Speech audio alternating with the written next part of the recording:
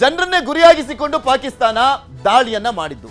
ಭಾರತ ಸಾಕಷ್ಟು ಬಾರಿ ಎಚ್ಚರಿಕೆ ಕೊಟ್ಟು ಆಪರೇಷನ್ ಸಿಂಧೂರ್ ಆದ ಕ್ಷಣದಿಂದಲೂ ಕೂಡ ನಾವು ನಿಮ್ಮ ಸಿವಿಲಿಯನ್ಸ್ನ ಟಾರ್ಗೆಟ್ ಮಾಡಿಲ್ಲ, ನಾವು ನಿಮ್ಮ ಮಿಲಿಟರಿಯನ್ನ ಟಾರ್ಗೆಟ್ ಮಾಡಿಲ್ಲ, ನಮ್ಮ ಸಿವಿಲಿಯನ್ಸ್ನ ಮಿಲಿಟರಿನಾದರೂ ಟಚ್ ಮಾಡಿದ್ರೆ ಯಾವುದೇ ಕಾರಣಕ್ಕೂ ಸಹಿಸಿಕೊಳ್ಳೋದಿಲ್ಲ, ತಕ್ಕ ಪ್ರತ್ಯುತ್ತರ ಕೊಡಬೇಕಾಗತ್ತೆ, ಮುಟ್ ನೋಡ್ಕೊಳ್ಬೇಕು, ಹಂಗೆ ಉತ್ತರ ಕೊಡ್ತೀವಿ ಅಂತ ಹೇಳಿದ್ರು.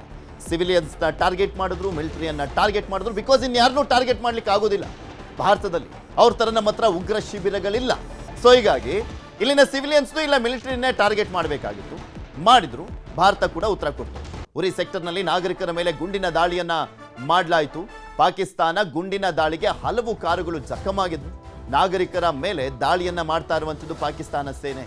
ಪೂಂಚ್ನಲ್ಲೂ ಕೂಡ ಜನರನ್ನೇ ಗುರಿಯಾಗಿಸಿ ಪಾಕ್ ದಾಳಿಯನ್ನು ಮಾಡ್ತಾ ಇತ್ತು. ಅದರಲ್ಲೂ ಪೂಂಚ್ ಸೈಡ್ನಲ್ಲಿ ಮೊನ್ನೆ ದಾಳಿ ಮಾಡಿದಂಥ ಸಂದರ್ಭದಲ್ಲಿ ಪೂಂಚ್ ಸೈಡಲ್ಲಿ 15 ಜನ ಸಾವನ್ನಪ್ಪಿದ್ರು, 4 ಮಕ್ಕಳು 3 ಮಹಿಳೆಯರು ಸೇರಿದಂತೆ ಟೋಟಲಿ 15 ಜನ ಸಾವನ್ನಪ್ಪಿದಂಥ ಹಿನ್ನೆಲೆಯಲ್ಲಿ ಭಾರತ ಸುಮ್ಮ ಕೂತ್ಕೊಳ್ಳಿಲ್ಲ ಆ ವಿಚಾರಕ್ಕೆ. ಬಿಕಾಸ್ ಬರೀ ಕ್ಷಿಪಣಿ ಆಪರೇಷನ್ ಸಿಂಧೂರ್ ಆಗಿದ್ದಕ್ಕೆ ಬಂದಿದ್ದಲ್ಲ, ಲಾಹೋರ್ ಮೇಲೂ ಅಟ್ಯಾಕ್ ಮಾಡ್ತು ಭಾರತ. ಇಲ್ಲಿನ ನಾಗರಿಕರ ಮೇಲೆ ಅಟ್ಯಾಕ್ ಮಾಡಿದಂಥ ಹಿನ್ನೆಲೆಯಲ್ಲಿ ಪಾಕಿಸ್ತಾನ ಲಾಹೋರ್ ಮೇಲೆ ಅಟ್ಯಾಕ್ ಮಾಡ್ತು. ಅಲ್ಲಿನ ಏರ್ ಡಿಫೆನ್ಸ್ ಸಿಸ್ಟಮ್ ಅನ್ನೇ ಹೊಡೆದಾಕ್ತು, ಅಲ್ಲಿರುವಂಥ ಟವರ್ಗಳನ್ನೆಲ್ಲ ಹೊಡೆದಾಕ್ತು. ಸೊ ಹೀಗಾಗಿ ಅವಾಗ ನೋಡಿ ಪಾಕಿಸ್ತಾನಕ್ಕೆ ಇನ್ನೂ ಬೆಂಕಿ ಹಚ್ಚದಂತಾಗಿತ್ತು. ಸೊ ಹೀಗಾಗಿ ನಾವು ಸೈಲೆಂಟ್ ಆಗಿಲ್ಲ ಅನ್ನುವಂಥ ಮೆಸೇಜನ್ನು ಪಾಸ್ ಮಾಡಲಿಕ್ಕೋಸ್ಕರ ಅವ್ರ ಸರ್ವೈವ್ ಇಂಪಾರ್ಟೆಂಟ್ ಆಗಿದೆ, ಎಕ್ಸಿಸ್ಟೆನ್ಸ್ ಅನ್ನುವಂಥದ್ದು ಇಂಪಾರ್ಟೆಂಟ್ ಆಗಿದೆ. ಇನ್ನು ಪಾಕಿಸ್ತಾನಕ್ಕೆ ತನ್ನ ಮಿಲಿಟ್ರಿ ಇದೆ, ತನ್ನ ಮಿಲಿಟ್ರಿ ಇರೋದು ಯಾವ ಕಾರಣಕ್ಕೆ, ಭಾರತದ ಮೇಲೆ ಅಟ್ಯಾಕ್ ಅನ್ನುವಂಥ ಕಾರಣಕ್ಕೋಸ್ಕರನೇ ಅವರ ಎಕ್ಸಿಸ್ಟೆನ್ಸ್ ಇರುವಂಥದ್ದು. ಸೊ ಹೀಗಾಗಿ ಅಟ್ಯಾಕ್ ಮಾಡಬೇಕಾದಂಥ ಅನಿವಾರ್ಯತೆ ಇತ್ತು, ಅಟ್ಯಾಕನ್ನು ಮಾಡಿಬಿಟ್ರು, ಬಂಡ ಧೈರ್ಯವನ್ನು ತೋರಿಸಿದ್ರು. ಭಾರತ ಕೂಡ ನಿರೀಕ್ಷೆ ಮಾಡ್ತಾ ಇದ್ದಿದ್ದು ಇದನ್ನೇ. ಇದೆಲ್ಲದ್ರ ಬಗ್ಗೆ ಇನ್ನಷ್ಟು ಮಾಹಿತಿಯನ್ನು ಕೊಡ್ತಾ ಹೋಗ್ತಾರೆ ನಮ್ಮ ನ್ಯೂಸ್ ಎಡಿಟರ್ ಆಗಿರುವಂಥ ರಾಘವೇಂದ್ರ ಗುಡಿ ನಮ್ಮ ಜೊತೆ ನೇರ ಸಂಪರ್ಕದಲ್ಲಿ ಜಾಯ್ನ್ ಆಗಿದ್ದಾರೆ. ಗುಡಿ, ನೋಡ್ತಾ ಇದ್ವಿ ಆಪರೇಷನ್ ಸಿಂಧೂರ್ ಆದ ಬಳಿಕ ಪಾಕಿಸ್ತಾನದ ರಿಯಾಕ್ಷನ್ ಬಂದೇ ಬರುತ್ತೆ ಅನ್ನುವಂಥ ನಿರೀಕ್ಷೆಯಲ್ಲಂತೂ ಭಾರತ ಇತ್ತು, ಅದಕ್ಕೆ ಸರ್ವಸನ್ನದ್ಧವಾಗಿತ್ತು. ಬಟ್ ಯಾವ ರೀತಿಯಾಗಿ ರಿಯಾಕ್ಷನ್ ಬರುತ್ತೆ, ಯಾವ ರೀತಿಯಾಗಿ ಟಾರ್ಗೆಟ್ ಮಾಡ್ತಾರೆ, ಯಾವ್ದರ ಮುಖಾಂತರ ಟಾರ್ಗೆಟ್ ಮಾಡ್ತಾರೆ ಅನ್ನುವಂಥದ್ರ ಬಗ್ಗೆ ಅವರೇ ನಿರ್ಧಾರ ಮಾಡಬೇಕಾಗಿತ್ತು. ಬಿಕಾಸ್ ಪಾಕಿಸ್ತಾನದ ಅಂಗಡದಲ್ಲೇ ಇದ್ದಿದ್ದಂಥದ್ದು ಚೆಂಡು. ಸೊ ಭಾರತ ಅಂತೂ ರೆಡಿ ಆಗಿದ್ದಂಥದ್ದು. ನಿನ್ನೆ ಆದಂಥ ಘಟನೆಯನ್ನ ನೋಡ್ತಾ ಹೋಗೋದಾದ್ರೆ ಅಟ್ ಪ್ರೆಸೆಂಟ್ ಈಗ ಯಾವ ರೀತಿಯಾದಂಥ ಸಿಚುಯೇಷನ್ ಇದೆ ಅನ್ನುವಂಥದ್ರ ಬಗ್ಗೆನೂ ಕೂಡ ಹೇಳ್ತಾ ಹೋಗೋದಾದ್ರೆ ಪೃಥ್ವಿ, ಇಲ್ಲಿ ಪ್ರಮುಖವಾಗಿ 3 ವಿಚಾರದಲ್ಲಿ ಪಾಕಿಸ್ತಾನಕ್ಕೆ ಅತಿ ದೊಡ್ಡ ಸರ್ಪ್ರೈಸ್ ಆಗಿರುವಂತದ್ದು. ಈ ಒಂದು ಪಹಲ್ಗಾಮ್ ದಾಳಿ ಆದ ನಂತರದ ಡೆವಲಪ್ಮೆಂಟ್ ನಲ್ಲಿ ಇಷ್ಟು ದೊಡ್ಡ ಮಟ್ಟದಲ್ಲಿ ಭಾರತ ಉತ್ತರವನ್ನ ಕೊಡುತ್ತೆ. ಅದರ ಹಿಂದೆ ಪಾಕಿಸ್ತಾನದ ಈ ಹಿಂದಿನ ಕೃತ್ಯಗಳಿದಾವಲ್ಲ, ಅದರ ಎಲ್ಲವನ್ನ ಕೂಡ ಬಡ್ಡಿ ಸಮೇತ ತೀರಿಸ್ಕೊಳ್ಳುತ್ತೆ ಅನ್ಕೊಂಡಿರಲಿಲ್ಲ. Whole of a nation approach ಅಂತ ನಾವೇನ್ ಹೇಳ್ತೀವಿ ಅದನ್ನ ಇಲ್ಲಿ ಗಮನಿಸ್ತಾ ಇದ್ದೀವಿ. ಒಂದು ಕಡೆ ಮಿಲಿಟರಿ ತನ್ನ ಕೆಲಸವನ್ನ ಮಾಡ್ತಾ ಇದೆ, ರಾಜಕಾರಣಿಗಳು ತನ್ನ ಕೆಲಸವನ್ನ ಮಾಡ್ತಾ ಇದ್ದಾರೆ, ಅಧಿಕಾರಿಗಳು ತಮ್ಮ ಕೆಲಸವನ್ನ ಮಾಡ್ತಾ ಇದ್ದಾರೆ, ಮತ್ತೊಂದು ಕಡೆ ನಾಗರಿಕರು ಕೂಡ ತಮ್ಮ ಕೆಲಸವನ್ನ ಮಾಡ್ತಾ ಇದ್ದಾರೆ. Hole of a nation approach ಏನಿದೆ ಪಾಕಿಸ್ತಾನಕ್ಕೆ ಅರ್ಥ ಆಗ್ತಾ ಇಲ್ಲ. ತನ್ನ ನಿಂತ ನೆಲವೇ ಒಂದು ಕುಸಿಯುವಂತ ಭೀತಿ ಎದುರಾಗೋದಕ್ಕೆ ಇದು ಕಾರಣ ಆಗ್ತಾ ಇರುವಂತದ್ದು ನಾವು ನೋಡ್ತಾ ಇದ್ವಿ. ಆಪರೇಷನ್ ಸಿಂಧೂರ ಶುರು ಆದ ಮೇಲೆ ಭಾರತ ಸ್ಪಷ್ಟವಾಗಿ ಹೇಳಿತು, ನಾವು ಉಗ್ರರ ನೆಲೆಗಳನ್ನ ಮಾತ್ರ ಒಂದು ದಾಳಿಯನ್ನ ಮಾಡ್ತಾ ಇದ್ದೀವಿ, ಗುರಿಯಾಗಿಸ್ಕೊಂಡಿದ್ದೀವಿ, ನಮಗೆ ಬೇರೆ ಯಾವುದೇ ರೀತಿಯಾಗಿರ್ತಕ್ಕಂಥ ಆಸಕ್ತಿ ಇಲ್ಲ, ಇದನ್ನ ದೊಡ್ಡದು ಮಾಡುವಂತ ಆಸಕ್ತಿ ಇಲ್ಲ ಅಂತ. ಆದ್ರೆ ಪಾಕಿಸ್ತಾನಕ್ಕೆ ಅರ್ಥ ಆಗೋದಿಲ್ಲ. ಪಾಕಿಸ್ತಾನ ತನ್ನನ್ನ ತಾನು ಎಷ್ಟು ಸುಪಿಯಾರಿಟಿ ಕಾಂಪ್ಲೆಕ್ಸ್ ಅಲ್ಲಿ ನೋಡ್ಕೊಳ್ಳುತ್ತೆ, ಭಾರತವನ್ನ ತನ್ನ ಎಷ್ಟು ಇನ್ಫಿಯಾರಿಟಿ ಕಾಂಪ್ಲೆಕ್ಸ್ ಅನ್ನ ನೋಡ್ಕೊಳ್ಳುತ್ತೆ ಅನ್ನುವಂಥದ್ದನ್ನ ನಾವು ಈಗ ಒಂದು ಉದಾಹರಣೆಯಾಗಿ ನೋಡ್ತಾ ಇದ್ದೀವಿ. ಅದಾದ ಬಳಿಕ ಇದ್ದಕ್ಕಿದ್ದಾಗಿ ಅಮೃತಸರವನ್ನ ಟಾರ್ಗೆಟ್ ಮಾಡುತ್ತೆ. ಅದಾದ ಬಳಿಕ 15 ಸ್ಥಳಗಳನ್ನ ಟಾರ್ಗೆಟ್ ಮಾಡಿ ಒಂದು ಕ್ಷಿಪಣಿಗಳ ದಾಳಿ, ಡ್ರೋನ್ ದಾಳಿಯನ್ನ ನಿನ್ನೆ ಮಧ್ಯರಾತ್ರಿಯಲ್ಲಿ ನಡೆಸೋದಕ್ಕೆ ಪ್ರಯತ್ನವನ್ನ ಪಡುತ್ತೆ, ಅಂದ್ರೆ ಮೊನ್ನೆ ಮಧ್ಯರಾತ್ರಿಯಲ್ಲಿ ನಡೆಸೋದಕ್ಕೆ ಪ್ರಯತ್ನವನ್ನ ಪಡುತ್ತೆ. ಆಗ ಭಾರತ ಅದನ್ನು ಕೂಡ ಹೊಡೆದುರುಳಿಸುತ್ತೆ. ಅದಾದ ಮೇಲೆ ಲಾಹೋರ್ ನಲ್ಲಿ ಆದಂತ ದಾಳಿ ಇದೆಯಲ್ಲ ಪೃಥ್ವಿ, ಯಾರೂ ಕೂಡ ಊಹೆ ಮಾಡ್ಕೊಳ್ಳೋದಕ್ಕೆ ಸಾಧ್ಯ ಇರಲಿಲ್ಲ. ಈ ಒಂದು ಯುದ್ಧ ಏನು ಶುರುವಾಗಿದೆ, ಆಪರೇಷನ್ ಸಿಂಧೂರ ಇದೆಯಲ್ಲ, ಕೇವಲ ನಾವು ವೈರಿಗಳಲ್ಲ, ಭಾರತದಲ್ಲಿ ಇರ್ತಕ್ಕಂತ ಸಾಕಷ್ಟು ಜನ ಪ್ರಶ್ನೆಯನ್ನ ಮಾಡ್ತಾ ಇದ್ರು, ಇಸ್ರೇಲ್ ಬಳಿಯಲ್ಲಿ ಐರನ್ ಡೋಮ್ ಇದೆ, ನಮ್ಮ ಬಳಿ ಏನಿದೆ, ನಾವು ಇನ್ನು ಇದು ಡ್ರೋನ್ ಟೆಕ್ನಾಲಜಿ ಅರ್ಥವನ್ನೇ ಮಾಡ್ಕೊಂಡಿಲ್ಲ ಅಂತೇಳಿ ನಾವು ಉದಾಹರಣೆಯನ್ನು ಕೂಡ ಸಾಕಷ್ಟು ಬಾರಿ ನೋಡಿದ್ವಿ. ಒಂದು ಚೈನಾದ ಡ್ರೋನ್ ಅನ್ನ ಹಿಡ್ಕೊಂಡು ದೊಡ್ಡ ದೊಡ್ಡ ರಾಜಕಾರಣಿಗಳು ವಿಡಿಯೋನ ಮಾಡ್ತಾ ಇದ್ರು, ನೋಡಿ ಈ ವಿಡಿಯೋ ಚೈನಾದವರು ಇಂಥ ಒಂದು ಡ್ರೋನ್ ಅನ್ನ ಮಾಡಿದ್ದಾರೆ, ನಾವೆಲ್ಲಿದ್ದೀವಿ, ನಮ್ಮ ಡ್ರೋನ್ ಎಲ್ಗಳಿದ್ದಾವೆ, ನಾವು ಇನ್ನು ಮೇಲೆ ಕಲಿಯೋದಕ್ಕೆ ಶುರು ಮಾಡ್ಬೇಕು ಅನ್ನುವಂತ ಒಂದು ಇನ್ಫಿಯಾರಿಟಿ ಕಾಂಪ್ಲೆಕ್ಸ್ ಅನ್ನ ದೇಶದ ಒಳಗಡೆ ಬಿತ್ತುವಂತ ಕೆಲಸವನ್ನ ಕೂಡ ಸಾಕಷ್ಟು ಜನ ಮಾಡ್ತಾ ಇದ್ರು. ಅದಕ್ಕೂ ಕೂಡ ಈಗ ಉತ್ತರ ಸಿಕ್ಕಿರುವಂತದ್ದು. ಯಾವಾಗ ಲಾಹೋರ್ನಲ್ಲಿ ನಿನ್ನೆ ಪೇಶಾವರ್, ಲಾಹೋರ್ ಮತ್ತೆ ರಾವಲ್ಪಿಂಡಿಯಲ್ಲಿ ನಮ್ಮ ಡ್ರೋನ್ಗಳು ಕಾಣಿಸೋದಕ್ಕೆ ಶುರುವಾಯ್ತು, ಇಡೀ ಪಾಕಿಸ್ತಾನ ಪದರಕೊಟ್ಟು ಹೋಯ್ತು. ಈ ರೀತಿಯಾಗಿ ಹೇಗೆ ಆಗೋದಕ್ಕೆ ಸಾಧ್ಯ, ಅಲ್ಲಿ ಇದ್ದಾರೋ ಅಂತ ಜನನೇ ಪ್ರಶ್ನೆಯನ್ನ ಮಾಡೋದಕ್ಕೆ ಶುರು ಮಾಡಿದ್ರು. ನಿಮ್ಮ ಹತ್ರ ಎಲ್ಲಿ ಏನು ಡೋರ್ ಅನ್ನ ಓಪನ್ ಇಟ್ಟಿದ್ದೀರಾ, ಎಲ್ಲಿದಾವೆ ನಿಮ್ಮ ಆಂಟಿ ಮಿಸೈಲ್ ಸಿಸ್ಟಮ್ಗಳು, ಆಂಟಿ ಡ್ರೋನ್ ಸಿಸ್ಟಮ್ಗಳು, ಅಷ್ಟೆಲ್ಲ ಬಿಲಿಯನ್ ಗಟ್ಟಲೆ ಡಾಲರ್ ಅನ್ನ ನೀವು ಚೈನಾಕ್ ಕೊಟ್ಟು ತಗೊಂಡಿದ್ರಲ್ಲ, ಸಾಲದಲ್ಲೇ ತೆಗೆದುಕೊಂಡಿದ್ರಲ್ಲ, ಎಲ್ಲಿಗೆ ಹೋಯ್ತು ಅಂತ ಜನ ಪ್ರಶ್ನೆ ಮಾಡೋದಕ್ಕೆ ಶುರು ಮಾಡ್ತಾರೆ. ಅಷ್ಟು ದೊಡ್ಡ ಮಟ್ಟದಲ್ಲಿ ಸರ್ಪ್ರೈಸ್ ಆಗಿರ್ತಕ್ಕಂಥ ಅಟ್ಯಾಕ್ ಅನ್ನ ಭಾರತ ಮಾಡುತ್ತೆ. ಅವರ ಆಂಟಿ ಮಿಸೈಲ್ ಸಿಸ್ಟಮ್ಸ್ ಗಳೇನಿರ್ತವೆ, ರಡಾರ್ಸ್ ಗಳೇನಿರುತ್ತೆ, ಅದನ್ನ ನೀನು ಧ್ವಂಸವನ್ನ ಮಾಡ್ಲಾಗುತ್ತೆ. ಅದಾದ ಬಳಿಕ ಕೂಡ ಒಂದು ಪ್ರೆಸ್ ಮೀಟ್ ಅನ್ನ ಮಾಡ್ಲಾಗುತ್ತೆ. ಅದರಲ್ಲಿ ವಿದೇಶಾಂಗ ಸಚಿವಾಲಯದ ವಕ್ತಾರರಾಗಿರ್ತಕ್ಕಂಥ ಮಿಸ್ರಿ ಅವರು ಸ್ಪಷ್ಟವಾಗಿ ಹೇಳ್ತಾರೆ, ನಾವು ಯಾವುದೇ ಕಾರಣಕ್ಕೂ ಇದನ್ನ ಎಸ್ಕಲೇಟ್ ಮಾಡೋದಿಲ್ಲ. ಆದ್ರೆ ಪಾಕಿಸ್ತಾನ ಏನಾದ್ರೂ ನಮ್ಮ ಮೇಲೆ ಒಂದು ದಾಳಿಯನ್ನ ಮಾಡೋದಕ್ಕೆ ಪ್ರಯತ್ನವನ್ನು ಪಟ್ರೆ ಅದಕ್ಕೆ ನಾವು ಅತಿ ದೊಡ್ಡ ಮಟ್ಟದಲ್ಲಿ ಅತ್ಯಂತ ದೊಡ್ಡ ಇಂಟೆನ್ಸಿಟಿಯಲ್ಲಿ ಉತ್ತರವನ್ನು ನಾವು ಮರಳಿ ಕೊಡ್ತೀವಿ ಅಂತ ಹೇಳಿದ. ಆಗ್ಲೂ ಕೂಡ ಬುದ್ಧಿ ಬರ್ತಾ ಇಲ್ಲ ಪಾಕಿಸ್ತಾನಕ್ಕೆ, ಅರ್ಥ ಆಗ್ತಾ ಇಲ್ಲ ಪಾಕಿಸ್ತಾನಕ್ಕೆ, ಭಾರತದ ಮುಂದೆ ನಿಲ್ಲೋದಕ್ಕೆ ಸಾಧ್ಯ ಇಲ್ಲ ಅಂತ ಹೇಳಿದ. ಆಗಿಯೂ ಕೂಡ ನಿನ್ನೆ ನೋಡಿ ಜಮ್ಮುವನ್ನ ಟಾರ್ಗೆಟ್ ಮಾಡ್ಲಾಗುತ್ತೆ. ರಾತ್ರಿ ಸುಮಾರು 8:50 ಶುರು ಆಗುತ್ತೆ ಅವರ ದಾಳಿಗಳು. ಸಾಕಷ್ಟು ಡ್ರೋನ್ ಗಳನ್ನ ಸುಮಾರು 50ರಿಂದ 60 ಡ್ರೋನ್ ಗಳನ್ನ ಕಳಿಸಲಾಗುತ್ತೆ, ಮಿಸೈಲ್ ಗಳನ್ನ ಹಾರಿಸಲಾಗುತ್ತೆ. ಜಮ್ಮುವನ್ನ ಟಾರ್ಗೆಟ್ ಮಾಡ್ಕೊಂಡು ಜಮ್ಮುವಿನ ಒಂದು ಏನ್ ನಮ್ಮ ಏರ್ಬೇಸ್ ಇದೆ, ಏರ್ಬೇಸ್ ಅನ್ನ ಟಾರ್ಗೆಟ್ ಮಾಡ್ಕೊಂಡು ಮಾಡ್ಲಾಗುತ್ತೆ. ರಾಜಸ್ಥಾನದ ಜೈಸಲ್ಮೇರ್ ನಿಂದ ಹಿಡಿದು ಗುಜರಾತ್ ಇರ್ಬೋದು, ಪಂಜಾಬ್ ಇರ್ಬೋದು, ಅದೇ ರೀತಿಯಾಗಿ ಜಮ್ಮು ಅಷ್ಟು ಕಡೆಯಿಂದ ಅವರು ದಾಳಿಯನ್ನ ಮಾಡೋದಕ್ಕೆ ಪ್ರಯತ್ನವನ್ನ ಪಡ್ತಾರೆ. ಆದ್ರೆ ಒಂದೇ ಒಂದು ಡ್ರೋನು, ಒಂದೇ ಒಂದು ಚೀಪ್ ಆಗಿರ್ತಕ್ಕಂಥ ಅವರ ಲೋಕಲ್ ಮ್ಯಾನುಫ್ಯಾಕ್ಚರ್ಡ್ ಮಿಸೈಲ್ಸ್ ಅಥವಾ ಅವರ ಮೋಸ್ಟ್ ಅಡ್ವಾನ್ಸ್ಡ್ ಮಿಸೈಲ್ ಯಾವುದೂ ಕೂಡ ಭಾರತದ ಭೂಮಿಯನ್ನ ತನ್ನ ಒಂದು ಗುರಿಯನ್ನ ಈಡೇರಿಸೋದಕ್ಕಾಗ್ಲಿ, ತನ್ನ ಸ್ಫೋಟಗಳನ್ನ ಹೊತ್ತಾಗ್ಲಿ ಮುಟ್ಟೋದಕ್ಕೆ ಸಾಧ್ಯನೇ ಆಗಿಲ್ಲ. ಎಲ್ಲವನ್ನ ಕೂಡ ಆಗಸದಲ್ಲೇ ಹೊಡೆದುಳಿಸಲಾಗಿದೆ. ಅಷ್ಟಕ್ಕೆ ಭಾರತ ಸುಮ್ಮನಾಗೋದಿಲ್ಲ. ಅದಾದ್ಮೇಲೆ ಶುರು ಆಗುತ್ತೆ ನೋಡಿ ನಿಜ ಅರ್ಥದಲ್ಲಿ ತಾಂಡವ. ನಮ್ಮ ಒಂದು ಮಿಸೈಲ್ಗಳ, ನಮ್ಮ ಟೆಕ್ನಾಲಜಿಗಳ ತಾಂಡವ ಶುರು ಆಗುವಂತದ್ದು ಯಾವಾಗ ಅವರು ಜಮ್ಮುವಿನ ಏರ್ಬೇಸ್ ಅನ್ನ, ಜನಸಾಮಾನ್ಯರನ್ನ ಗುರಿಯಾಗಿಸ್ಕೊಂಡು ಟಾರ್ಗೆಟ್ ಅನ್ನ ಮಾಡೋದಕ್ಕೆ ಶುರು ಮಾಡ್ತಾರೆ. ನಿನ್ನೆ ಮಧ್ಯರಾತ್ರಿಯಿಂದ ಇವತ್ತು ಬೆಳಗಿನ ತನಕ, ಇನ್ನು ಈ ಕ್ಷಣದ ತನಕ ಕೂಡ 12 ಶಹರಗಳನ್ನ ಟಾರ್ಗೆಟ್ ಮಾಡ್ಲಾಗತ್ತೆ ಪಾಕಿಸ್ತಾನದಲ್ಲಿ. ಲಾಹೋರ, ಪೇಶಾವರ್ ಇರ್ಬೋದು, ಇಸ್ಲಾಮಾಬಾದ್ ಇರ್ಬೋದು, ಕರಾಚಿ ಇರ್ಬೋದು, ಅದೇ ರೀತಿಯಾಗಿ ಸಿಯಾಲ್ಕೋಟ್ ಇರ್ಬೋದು. ಸಿಯಾಲ್ಕೋಟ್ ನಲ್ಲಂತೂ ಜನ ಗುಳೆ ಹೋಗೋದಕ್ಕೆ ಶುರು ಮಾಡ್ತಾ ಇದ್ದಾರೆ. ಇಸ್ಲಾಮಾಬಾದ್ ನಲ್ಲಿ ರಸ್ತೆಗಳದ್ದು ಪ್ರತಿಭಟನೆಯನ್ನ ಮಾಡ್ಲಾಗ್ತಾ ಇದೆ. ಬಲೂಚಿಸ್ತಾನದಲ್ಲಂತೂ ಅತಿ ದೊಡ್ಡ ಮಟ್ಟದಲ್ಲಿ ಸಂಭ್ರಮವನ್ನ ವ್ಯಕ್ತಪಡಿಸಲಾಗ್ತಾ ಇದೆ. ಬಲೂಚಿಸ್ತಾನದಲ್ಲಿ ನಿನ್ನೆ ರಾತ್ರಿ ಕೂಡ 100 ಟಾರ್ಗೆಟ್ ಕಡೆಯಲ್ಲಿ ಒಂದಿಲ್ಲ ಒಂದು ಆಕ್ಟಿವಿಟೀಸ್ ಗಳಾಗಿದ್ದಾವೆ.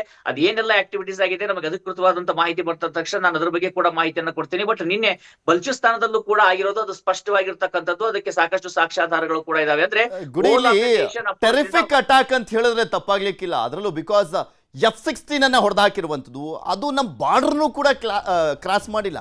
ಅದಿನ್ನೇನು ಅಲ್ಲಿಂದ ಆರ್ತು ಅನ್ನುವಂಥ ಟೈಮ್ನಲ್ಲೇ ಹೊಡೆದಾಕಿದ್ದಾರೆ ಅಂದರೆ ಅದು ಎಷ್ಟು ಮಟ್ಟಿಗೆ ಭಾರತ ಅವರನ್ನ ಹದ್ದಿನ ಕಣ್ಣಿಂದ ನೋಡ್ತಾ ಇದೆ ಅನ್ನುವಂಥದ್ದಕ್ಕೆ ಎಕ್ಸಾಂಪಲು. ಅದರ ಜೊತೆಗೆ ಚೀನಾ ನಿರ್ಮಿತ JF-17 ಅನ್ನ ಕೂಡ ಅಷ್ಟೇ 2 ಹೊಡೆದಾಕಿದ್ದಾರೆ ಅಂತ ಅವರ ಪೈಲಟ್ಗಳನ್ನು ಕೂಡ ವಶಪಡಿಸ್ಕೊಂಡಿದ್ದಾರೆ ಅನ್ನುವಂಥದ್ರ ಬಗ್ಗೆ ಮಾಹಿತಿ ಸಿಗ್ತಾ ಇರುವಂಥದ್ದು. ಭಾರತ ತಾನು ಯಾಕೆ ಸೂಪರ್ ಪವರ್ ರಕ್ಷಣೆಯಲ್ಲಿ ನಂಬರ್ 4 ಯಾಕಿದ್ದೀವಿ ಅನ್ನುವಂಥದ್ರ ಬಗ್ಗೆ ಒಂದು ಸ್ಪಷ್ಟ ಎಕ್ಸಾಂಪಲ್ನ ಕೊಡಲಿಕ್ಕೆ, ಒಂದು ನಿದರ್ಶನವನ್ನ ಇಡೀ ಜಗತ್ತಿಗೆ ಸಾರುವಂತ ನಿಟ್ಟಿನಲ್ಲಿ ಪಾಕಿಸ್ತಾನನೇ ಭಾರತಕ್ಕೆ ಒಂದು ವೇದಿಕೆಯನ್ನು ಸೃಷ್ಟಿ ಮಾಡಿಕೊಟ್ಬಿಡ್ತು ಅಂತ ಕಾಣಿಸುತ್ತೆ. ಖಂಡಿತವಾಗಿ ಈ ಭಾರತ ಕೇವಲ 4ನೇ ಸ್ಥಾನ ಅಂತಲ್ಲ. ಇವತ್ತಿನ ನಾವು ಆಕ್ಟಿವಿಟಿಯನ್ನ ನೋಡ್ತಾ ಇದ್ರೆ, hole of a nation approach ಮತ್ತೆ ಈ ದಾಳಿಯನ್ನ ಗಮನಿಸ್ತಾ ಇದ್ರೆ ಪೃಥ್ವಿ, ಅಂದ್ರೆ ರಕ್ಷಣಾ ವಿಚಾರಕ್ಕೆ ಸಂಬಂಧಪಟ್ಟಾಗೆ ಭಾರತ ನಾವು ಕೂಡ ದೇಶದಲ್ಲಿ ಇರ್ತಕ್ಕಂಥವ್ರು ಕೂಡ ಕಲ್ಪನೆಯನ್ನ ಮಾಡ್ಕೊಂಡಿರಲ್ಲ, ಅಷ್ಟು ಅಡ್ವಾನ್ಸ್ಡ್ ಆಗಿದೆ ಅಂತ ಹೇಳಿ. ಅದನ್ನ ನಾವ್ ಇಲ್ಲಿ ನೋಡ್ತಾ ಇದೀವಿ. F-16 ಅಂತಕ್ಕಂಥದ್ದು ಅಮೆರಿಕದವರು ಪಾಕಿಸ್ತಾನಕ್ಕೆ ಕೊಟ್ಟಂತ ಒಂದು ಯುದ್ಧ ವಿಮಾನ. ಅದನ್ನ ಕೊಡುವಾಗ ಒಂದು ಕರಾರನ್ನ ಮಾಡ್ಲಾಗಿತ್ತು, ಯಾವುದೇ ಕಾರಣಕ್ಕೂ ಇದನ್ನ ನೀವು ಭಾರತದ ವಿರುದ್ಧ ಬಳಸಬಾರ್ದು ಅಂತ ಹೇಳಿ. ಆದ್ರೆ ಅದು ಹೊರಗಡೆ ಹೇಳೋದಕ್ಕೆ ಮಾತ್ರ ಆಗಿದ್ದು. ಏನೇ ಆದ್ರೂ ಕೂಡ ನಮ್ಮ ಬಳಿಯಲ್ಲಿ F-16 ಇದೆ, ನಮ್ಮ ಬಳಿಯಲ್ಲಿ ನ್ಯೂಕ್ಲಿಯರ್ ಬಾಂಬ್ಗಳಿದಾವೆ, ನ್ಯೂಕ್ಲಿಯರ್ ಮಿಸೈಲ್ ಇದಾವೆ ಅಂತ ಹೇಳಿ ಮಾತೆತ್ತಿದ್ರೆ ಈ ಮಾತುಗಳನ್ನ ಪಾಕಿಸ್ತಾನ ಹೇಳ್ತಾ ಇತ್ತು. ಆದ್ರೆ ನಿನ್ನೆ ಆಗಿರ್ತಕ್ಕಂಥ ಘಟನೆಗಳನ್ನ ನೋಡಿ, ಒಂದ್ ಕಡೆ ಡ್ರೋನ್ ಅಟ್ಯಾಕ್ ಆಗ್ತಾ ಇರುತ್ತೆ, ಮತ್ತೊಂದು ಕಡೆ ಅದನ್ನ ಒಂದು ಎಕ್ಸಾಮಿನ್ ಮಾಡೋದಕ್ಕೋಸ್ಕರ, ಮಾಹಿತಿಯ ಡಾಟಾವನ್ನ ಕಲೆಕ್ಟ್ ಮಾಡೋದಕ್ಕೋಸ್ಕರ F-16 ಮತ್ತೆ ಅವರ ಅವ್ಯಾಕ್ಸ್ ಏರ್ ಬೋರ್ನ್ ಏನ್ ರೆಡಾರ್ ಸಿಸ್ಟಮ್ಸ್ ಗಳಿದಾವೆ, ವಾರ್ನಿಂಗ್ ಸಿಸ್ಟಮ್ಸ್ ಏನಿದಾವೆ ಪಾಕಿಸ್ತಾನದ್ದು, ಏರ್ ಬೋರ್ನ್ ವಾರ್ನಿಂಗ್ ಸಿಸ್ಟಮ್ ಅಂತೀವಿ, ಅವಾಕ್ಸ್ ಅಂತ ಕರಿತೀವಿ, ಅದನ್ನು ಕೂಡ ನಿನ್ನೆ ಹೊಡೆದುಡಿಸಲಾಗಿರುವಂತದ್ದು. ಒಂದ್ ಕಡೆ F-16 ಹೊಡೆದುಡಿಸಲಾಗಿದೆ, ಇನ್ನೊಂದು ಕಡೆ ಅವರ JF-17 ಏನಿದೆ, ಚೈನಾನಿಂದ ಪಡೆದುಕೊಂಡಿರ್ತಕ್ಕಂಥ ಯುದ್ಧ ವಿಮಾನಗಳು, ಅವುಗಳನ್ನ ಹೊಡೆದುಡಿಸಲಾಗಿದೆ. ಇಲ್ಲಿ ಅಂಕಿ ಸಂಖ್ಯೆಗಳಲ್ಲಿ ವ್ಯತ್ಯಾಸಗಳು ಕಾಣ್ತಾ ಇದ್ದೇವೆ. ಒಂದು F-16 ಹೋಗಿರೋದಂತೂ ಸ್ಪಷ್ಟವಾಗಿರುವಂತದ್ದು.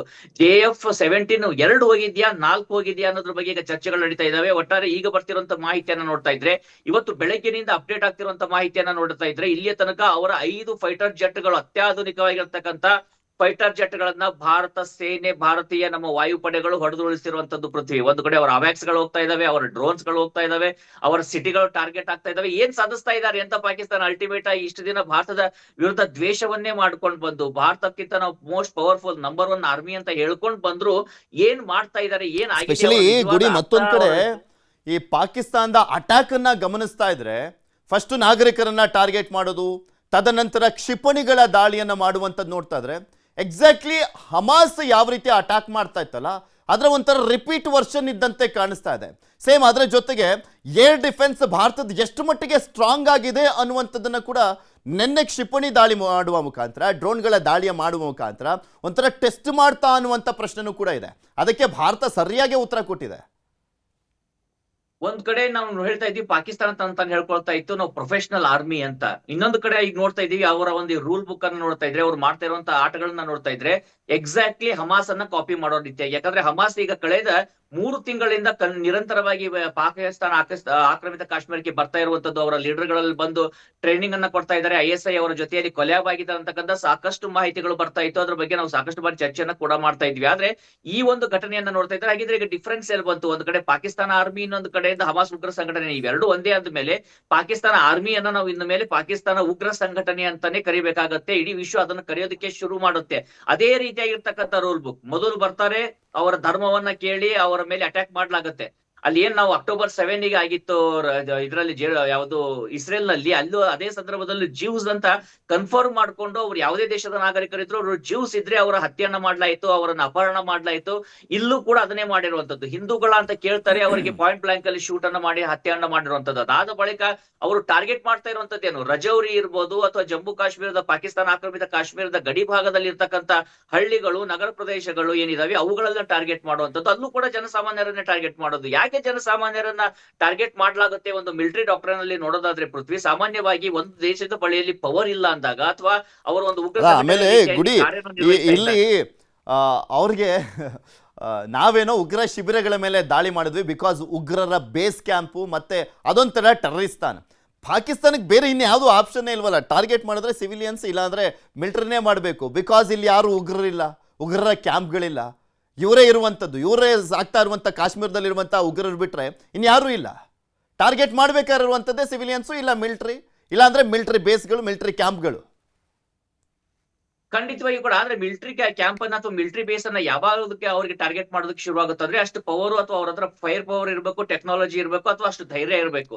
ಇಲ್ದಿದ್ರೆ ಜನಸಾಮಾನ್ಯರನ್ನ ಯಾಕೆ ಟಾರ್ಗೆಟ್ ಮಾಡ್ಲಾಗುತ್ತೆ ಅಂದ್ರೆ ಪೃಥ್ವಿಯಲ್ಲಿ ಬಂದು ಸೈಕಾಲಜಿಕಲ್ ಒಂದು ಎಫೆಕ್ಟ್ ಕೂಡ ಆಗುತ್ತೆ. ಜನಸಾಮಾನ್ಯರನ್ನ ದಾಳಿ ಮಾಡಿದಾಗ ಅವ್ರು ಭಯ ಬೀಳ್ತಾರೆ, ಅಥವಾ ಅವರ ಒಂದು ಅಳು ಏನಿದೆ, ಅವರ ಒಂದು ಆಕ್ರಂದನ ಏನಿದೆ, ಅದಕ್ಕೆ ಇಡೀ ದೇಶ ಒಂದು ರೀತಿಯಿಂದ ಒತ್ತಡದಲ್ಲಿ ಸಿಲುಕುತ್ತೆ. ಅನಿವಾರ್ಯವಾಗಿ ಸೀಸ್ ಫೈರಿಗೆ ಮುಂದಾಗ್ಬೋದು, ಮಾತುಕತೆಗೆ ಮುಂದಾಗ್ಬೋದು ಅಂತ. ಆದ್ರೆ ಭಾರತೀಯರ ಒಂದು ಶೌರ್ಯ ಏನಿದೆ, ಭಾರತೀಯರ ಒಂದು ನಿರ್ಧಾರಗಳೇನಿದಾವೆ ಅದನ್ನ ಇವತ್ತು ಪಾಕಿಸ್ತಾನ ಎಕ್ಸ್ಪೀರಿಯನ್ಸ್ ಮಾಡ್ತಾ ಇದೆ. ಕಂಪ್ಲೀಟ್ ಬದಲಾಗಿರ್ತಕ್ಕಂಥ ಭಾರತ. ಇಷ್ಟು ದಿನಗಳ ಕಾಲ ಮುಂಬೈ ಅಂತ ಅತಿ ದೊಡ್ಡ ಅಟ್ಯಾಕ್ ಅನ್ನ ಭಾರತದ ನೆಲದ ಮೇಲೆ ಆಗಿದ್ರು ಕೂಡ ನಾವು ಅವರ ಮೇಲೆ ಅಟ್ಯಾಕ್ ಅನ್ನ ಮಾಡೋದಕ್ಕೆ ಹೋಗ್ಲಿಲ್ಲ ಅಥವಾ ಮಾಡ್ಲಿಲ್ಲ ಅನ್ನುವಂಥದ್ದನ್ನ ಹೆಗ್ಗಳಿಕೆ ರೀತಿಯಾಗಿ ಹೇಳ್ತಾ ಇದ್ವಿ ನಾವು.